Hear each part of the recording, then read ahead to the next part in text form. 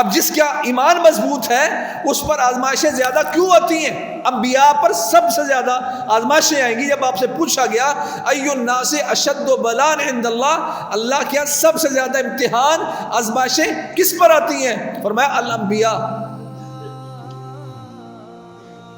کیونکہ ان کا ایمان سب سے قوی ہوتا ہے، سب سے زیادہ امتحان بھی انہی پر آتے ہیں. آج غزہ والے اگر آزمائشوں میں ہیں تو یہ ان کے ایمان کی دلیل ہے.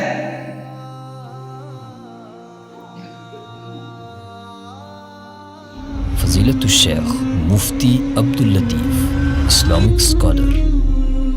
اور آج وہ اتنا کچھ قربان کرنے کے باوجود بھی مضطرب نہیں ہے. اس پر کہتے ہیں جو ہوا اس پر بھی شکر ادا کرتے ہیں، جو اللہ دے گا اس پر بھی شکر ادا کرتے ہیں. اور یہی علامت بیان کی تھی رسول اللہ صلی اللہ علیہ وسلم نے، وَإِنَّ أَحَدَهُمْ لَيَفْرَحُ بِالْبَلَاءِ كَمَا يَفْرَحُ أَحَدُكُمْ بِالرَّخَاءِ. ایک وقت آئے گا مسلمان پر، مومن پر کوئی آزمائش آئے گی، اس کا نقصان ہوگا، اس کی بلڈنگ مسمار کی جائے گی، اس کی آنکھوں کے سامنے اس کے 25 15 اس کے عزیز و کارم اس کی آنکھوں کے سامنے اجتماعی قبر میں ڈالے جائیں گے. کہا وہ اس آزمائش پر ایک لطف اور راحت محسوس کرے گا، اور لطف اور راحت کا مقصد یہ ہے کہ وہ سمجھتا ہے میرے رب نے یہ میرا اثاثہ قبول کر کے میرے لیے میری جنت قریب کر دی. کہا جس طرح تم خوشحالی ملنے پر خوش ہوتے ہو، وہ اللہ کی طرف سے آزمائش آنے پر خوشی محسوس کرتے ہیں، ایک لطف محسوس کرتے ہیں، اور وہ لطف ایمان کا لطف ہوتا ہے.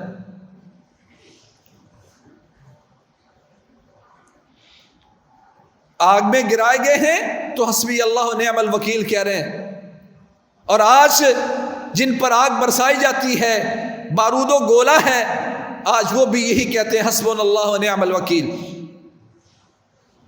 اور اس ایمان کے ساتھ یہ جملے کہنے والے اللہ نے کہا فَانْقَلَبُوا بِنِعْمَةٍ مِّنَ اللَّهِ وَفَضْلٍ. جو ایسے کلمات ایسے موقعوں پر کہتے ہیں کبھی اللہ کریم ان کو رسوا نہیں کرے گا. فَانْقَلَبُوا بِنِعْمَةٍ مِّنَ اللَّهِ وَفَضْلٍ. اللہ کی نعمتیں، اللہ کا فضل ان کے لیے. پریشان تو ہم ہیں، اضطراب تو ہماری زندگیوں میں، کہ ان کے لیے کیا کر رہے ہیں، ان کے لیے ہمارے دل میں احساس کتنے ہیں.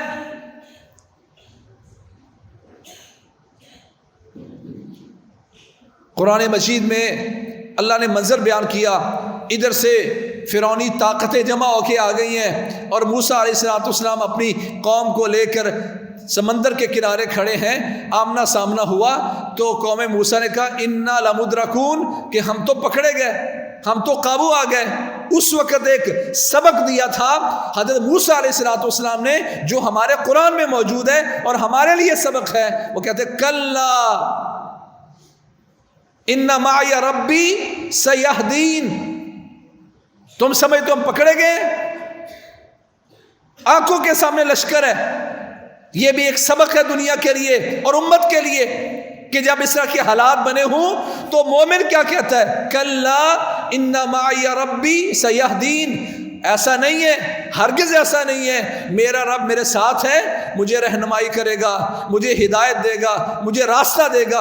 اور پھر دیکھ لو قرآن مجید نے نقشہ بیان کیا، ادھر سے لہریں سمندر کی اٹھی ہیں اور وہ آسمانوں تک جا رہی ہیں، اور ادھر سے بھی درمیان میں اللہ نے راستہ دیا، اور قوم موسیٰ اپنے نبی موسیٰ علیہ السلام کے ساتھ دریا پار کر رہی ہے. اور وہ دیکھتے ہیں راستہ تو بن گیا، یہ قوم باہر نکلی ہے، اور ادھر سے فرعونی وہ سارے کے سارے اس باہر میں سمندر میں آئے ہیں.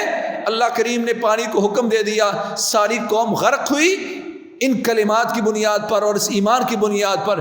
آج میں سمجھتا ہوں ویڈیوز آئی ہیں، ٹینک ان کے اڑ رہے ہیں، جہاز ان کے گر رہے ہیں.